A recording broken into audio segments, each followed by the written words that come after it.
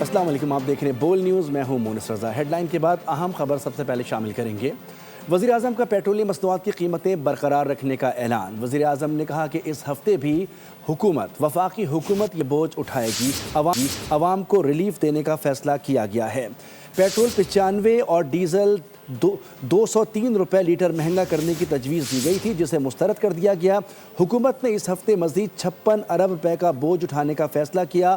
بولے دنیا بھر میں پیٹرولیم مصنوعات کی قیمتیں دگنی ہو چکی ہیں، حکومت نے مہنگائی کے طوفان کو روک لیا ہے۔ کفایت شعاری ہماری مشترکہ ذمہ داری بن گئی ہے۔ ان کا کہنا تھا کہ خطے میں قیام امن کے لیے سفارتی محاذ پر دن رات متحرک ہیں، کوشاں ہیں کہ خطہ اور دوست ممالک تباہ کن جنگ اور اس کے اثرات سے نجات پائیں۔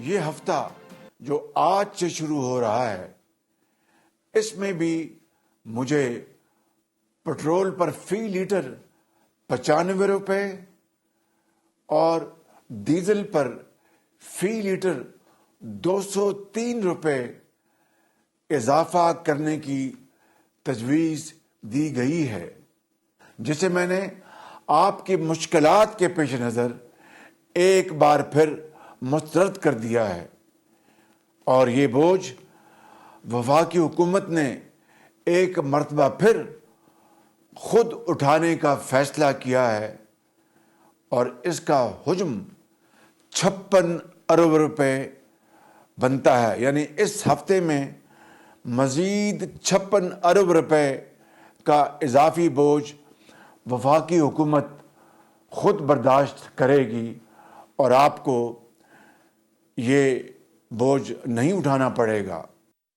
مشرق وسطیٰ میں کشیدہ صورتحال، پیٹرول کی بچت کے لیے وفاقی حکومت نے ملک بھر میں اسمارٹ لاک ڈاؤن کا فیصلہ کر لیا۔ اسمارٹ لاک ڈاؤن کے پلان کے مطابق بازار 9:30 بجے اور شادی ہال رات 10 بجے بند ہوں گے۔ سرکاری اسکول، کالجز اور دفاتر کے نئے اوقات کار جاری کیے جائیں گے، جبکہ توانائی اور فیول کے وسائل کی بچت کے لیے ہائبرڈ ورکنگ ماڈل نافذ ہوگا۔ عام سرکاری دفاتر میں ہفتے میں 3 دن دفتر اور باقی 2 دن آن لائن کام ہوگا، جبکہ سروسز آفیسز میں 4 دن دفتر اور باقی 2 دن آن لائن کام کیا جائے گا۔ پرائیویٹ دفاتر میں بھی 50% آن لائن ورکنگ شروع کی جائے گی، تاکہ آمد و رفت اور بجلی کے استعمال میں کمی ہو۔ فیول کی بچت کے اقدامات کے تحت سینئر افسران کمبائن گاڑی استعمال کر سکیں گے، اور نجی یا فیملی استعمال پر مکمل پابندی ہوگی۔ خلاف ورزی پر 3 ماہ کے لیے گاڑی ضبط ہونے کا امکان ہے۔ بازار، شاپنگ سینٹرز اور فنکشنز رات 9 بجے تک بند رہیں گے۔ شادی ہالز میں صرف 1 ڈش اور 200 افراد اور رات 10 بجے تک اجازت ہوگی۔ وابڈا اور فیول کمپنیوں کے ملازمین کو اگلے 3 ماہ میں بجلی اور فیول میں 50% رعایت دی جائے گی۔ ریلوے ٹکٹوں پر 15% رعایت ہوگی، تاکہ عوام طویل سفر میں ریلوے کو ترجیح دیں۔ پاسداران انقلاب نے آپریشن وعدہ صادق 4 کی 84ویں لہر داغ دی ہے۔ حملوں میں متعدد امریکی فضائی ٹینکرز اور طیارے اور امریکی لاجسٹک سپورٹس بیڑوں کو نشانہ بنایا گیا ہے۔ میزائلوں پر امریکی وزیر دفاع کی تصویر بھی آویزاں کی گئی ہے۔ یہ کارروائی پرنس سلطان ایئر بیس پر مرکوز رہی۔ ایران نے اس آپریشن کے ذریعے امریکی فوجی اثاثوں پر حملہ کیا اور اپنی عسکری طاقت کا مظاہرہ کیا۔ خطے میں اس حملے کے بعد کشیدگی میں اضافہ اور عالمی امن کے لیے خطرات بڑھنے کا خدشہ ہے۔ امریکہ اور اسرائیل کے ایران پر حملے جاری ہیں۔ اصفہان میں رہائشی عمارتوں پر شدید بمباری کی گئی ہے۔ بچوں اور خواتین سمیت 26 افراد شہید ہو گئے ہیں۔ قم میں بھی گھروں پر فضائی حملوں میں 6 افراد جان سے گئے، متعدد زخمی ہو گئے۔ اسرائیل کا یزد میں بارودی سرنگوں اور میزائل کی فیکٹری تباہ کرنے کا دعویٰ۔ تبریز، ارومیہ اور کرچ میں بھی زوردار دھماکوں سے شہر گونج اٹھے۔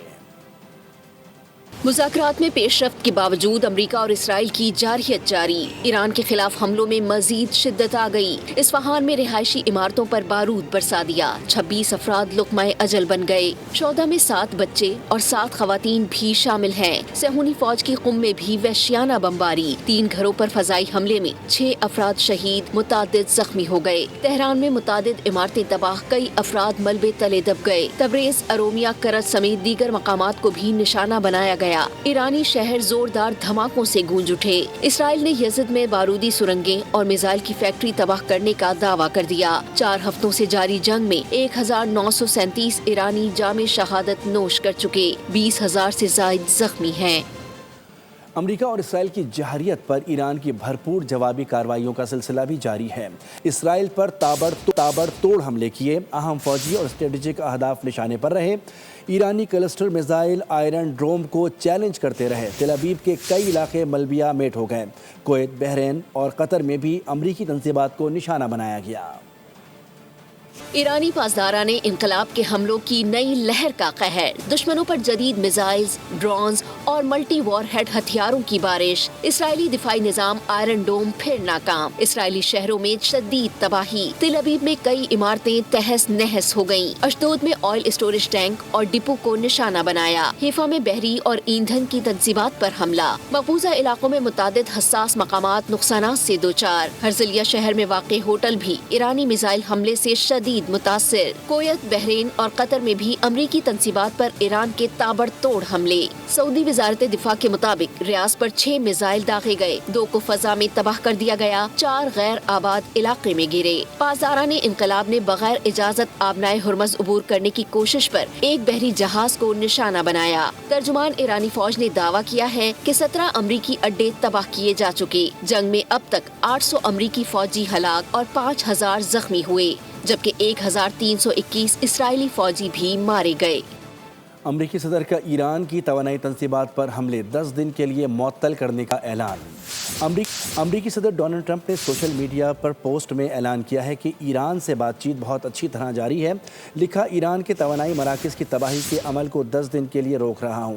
یہ سب ایران کی درخواست پر کیا جا رہا ہے۔ یہ تعطل پیر 6 اپریل تک جاری رہے گا۔ امریکی صدر نے لکھا کہ ایران کے ساتھ مذاکرات جاری ہیں اور فیک نیوز میڈیا اور دیگر کے غلط بیانات کے برعکس یہ بات چیت بہت اچھے طریقے سے آگے بڑھ رہی ہے۔ ماہرین امور مشرق وسطیٰ کے مطابق حالیہ پیش رفت سے تناؤ میں کسی حد تک کمی کا تاثر ملتا ہے۔ امریکہ اور ایران کے درمیان جنگ کے خاتمے کے لیے اہم پیش رفت سامنے آئی ہے۔ دونوں ممالک کے درمیان بہت جلد پاکستان میں مذاکرات متوقع ہیں۔ دی ٹیلی گراف اخبار کے مطابق امریکی صدر ڈونلڈ ٹرمپ ایران پر دباؤ بڑھانے کے لیے مزید فوج بھیجنے پر غور کر رہے ہیں، تاہم ایران کی توانائی تنصیبات پر حملے کا منصوبہ مؤخر کرتے ہوئے 6 اپریل تک نئی ڈیڈ لائن دے دی گئی ہے۔ سبسکرائب کریں اور بیل دبائیں تاکہ کوئی خبر رہ نہ جائے۔